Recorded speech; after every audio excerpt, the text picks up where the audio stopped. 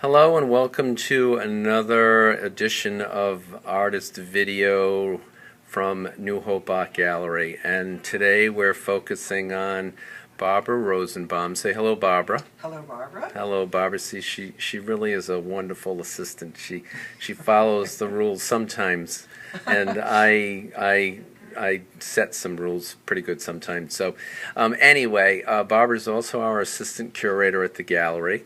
And she's been working with us now for a little over 3 years, and has just been a huge help to everything, pulling everything together. It's so much work doing this kind of a thing.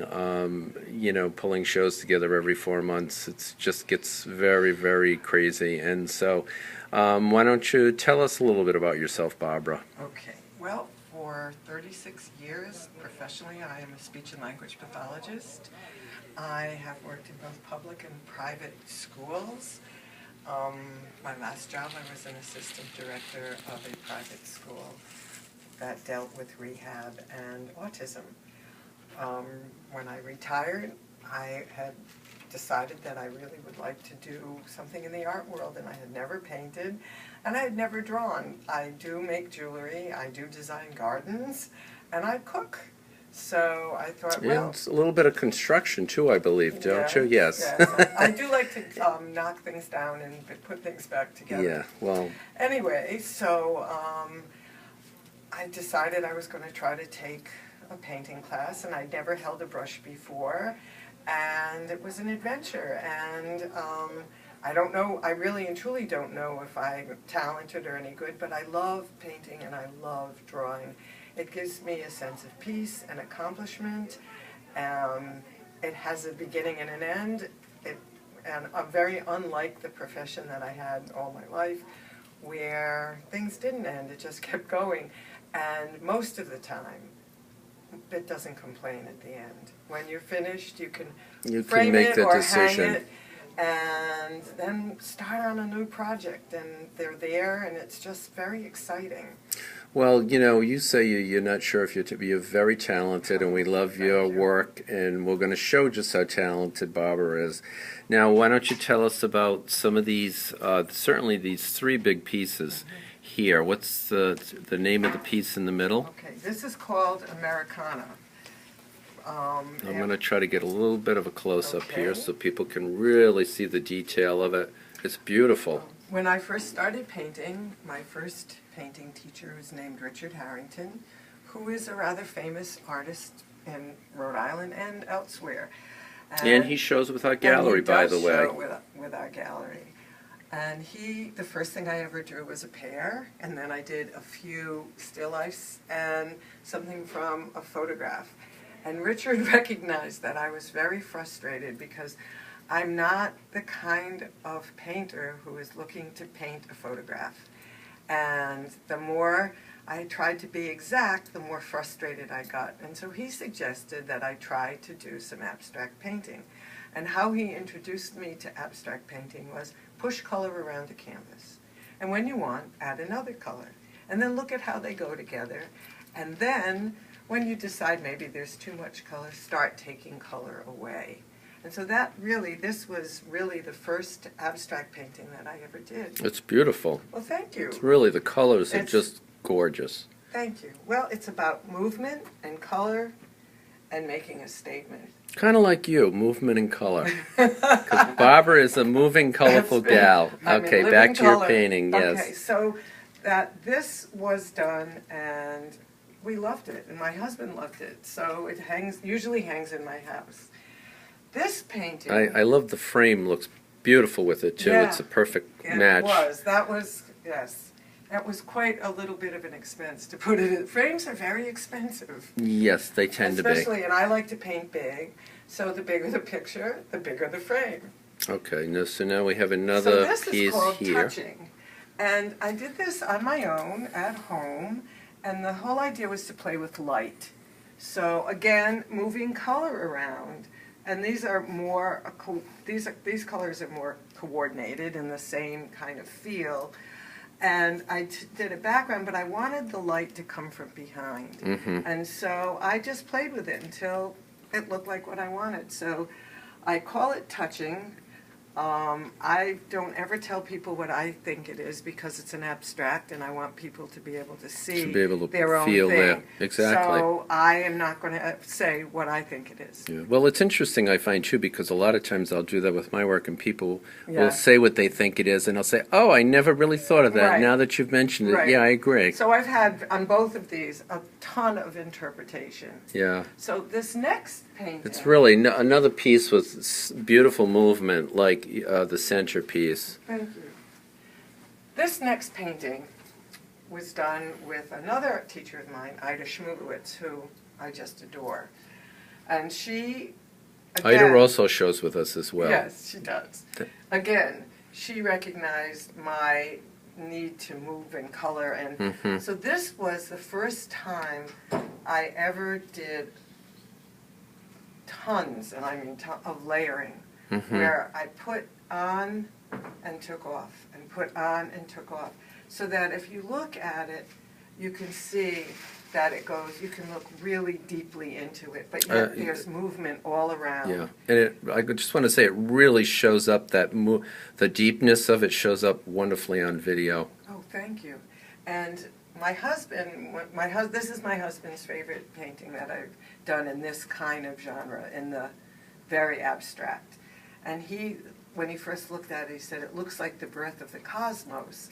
And so he decided, he named it, and he calls it Everything. So those are the three biggest paintings that I have in the show. And as you can see, color. And you're going to be working bigger for us because we have a lot of big. See, I like to torture people. Big, big, big.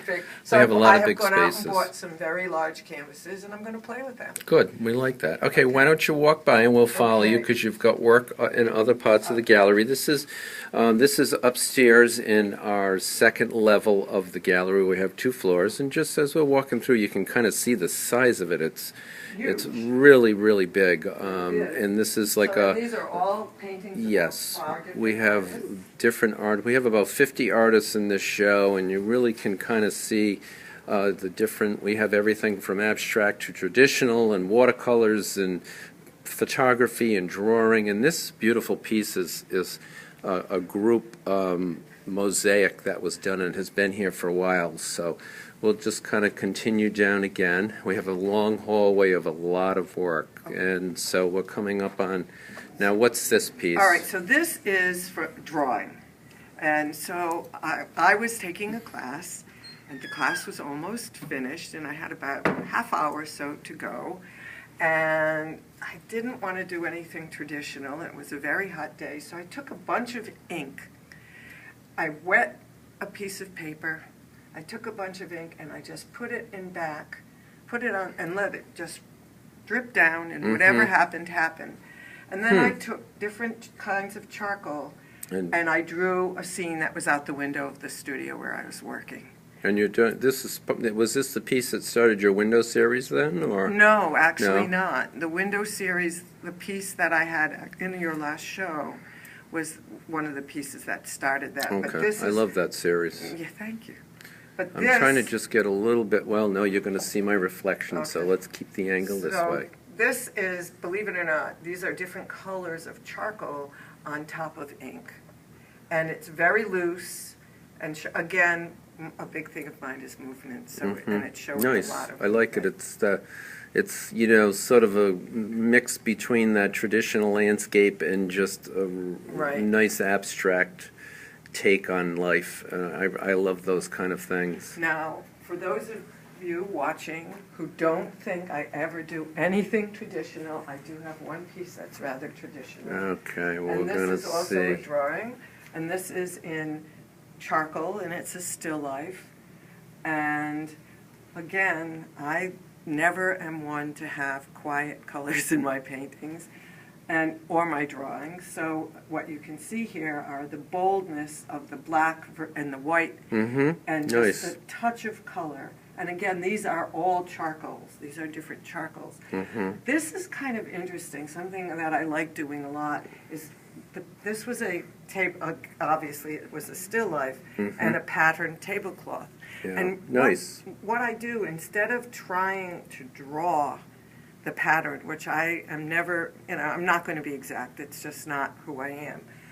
I cover it, and then I take out the charcoal by erasing it, and I erase the pattern that I wanted to do into the charcoal. Yeah, that's interesting to know, because I was thinking, how did she do such a great job in all that detail? Well, don't give away all your secrets, okay. Because then you won't be able to sell your drawings and paintings for millions of dollars. Oh my God, what am I going to do? All right, well, Okay, we're going to follow Barbara. She's got a few pieces downstairs, and so I'm going to tell you people yes, a little bit. I'm we're going to step out of artist clothes. She's going into Barbara, assistant curator to the stars exactly mode right. now. And so we're going to sort of head down the stairway to the first floor gallery. There is an elevator for people to come up, but we're coming down the stairway because we're adding some spots for art. So what I wanted to tell everybody is we have this wonderful large space that goes down from 3 levels. It's beautiful. We've got a big window. We're hoping to get some stained glass in to bring some needed color. So what we're going to do is we've mapped out places to put hangers, picture hangers in, and we're going to try to get some larger pieces and go all the way down the stairwell. And that's it. And you can see our little blue dots of where we're going to be installing, and it's going to be cascading down as well with the stairs as we go down. And so you'll have a nice flow of art from the second floor. We have a little area here. Is just quickly, this is Christoph Matthews' pieces, his mixed media pieces. We have a little bench that we're able to feature some work here. So we can have some 3-dimensional art also in our show. So absolutely. If there are any 3-dimensional artists out there, please feel free to show some of your work with us. And you can see all the blue dots is where they're going to be putting permanent mounts in for us. They've been really wonderful here at the Cranston Senior Enrichment Center, working with us to expand the space. And then obviously this is our first floor, but we also have another level that we'd go down, and there's another window for some stained glass. So that's really going to expand the flow of the gallery. And so now we're coming into the first floor which is going to of be the a little gallery. bit noisy. So and it's a little noisy because they're having lunch. No. No. No. So this is, again, I do some traditional pieces, and this is a still life from my class with Ida Shmulewitz. And what I did was take a small section of the still life and blew it up. So even though these are rather traditional still life, the approach is very more in an abstract vein. There's nothing that... So when I paint, what I try to do is look at shape and color. Mm-hmm. And so that I find easier than trying to recreate a piece of something. Just I'd going rather for the look feeling at of it more, yes. And I try to look I like at that the as shape. well. I try to look at the shape that it makes, and I try to look at negative space also. So that way I don't get bogged down with, oh my God, I have to recreate exactly what's there. Mm-hmm. And so You're making the piece your own in some way. Yes, yeah. And I use the shapes as guidelines. And again, color, obviously I'm not a pastel person. Mm-hmm. And I have one last abstract that is my latest.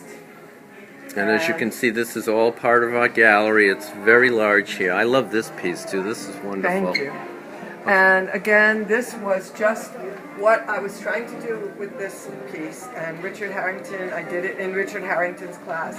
And we decided to take me out of my comfort zone of blues and purples and greens and to work with a very limited color palette so that I could then play with how the colors interacted. Yes, I can definitely see his influence in this piece. Yeah. It's amazing. Well, actually, a little bit, but not as much as you would think. There's a lot of geometric going on here, but it was the whole idea of letting the colors interact with each other without bringing in a lot of different colors. And that was hard for me because I just love to smear color all over the place. That's it. I think it's part of growing as an artist is to challenge yourself. Right. And again, wonderful. The really lights nice. and darks are really, and the positive and negative shapes really are what make this picture interesting. Well, it's interesting too because again on film everything pops really well, That's and good. yeah, it really does. The dark spots really pop out.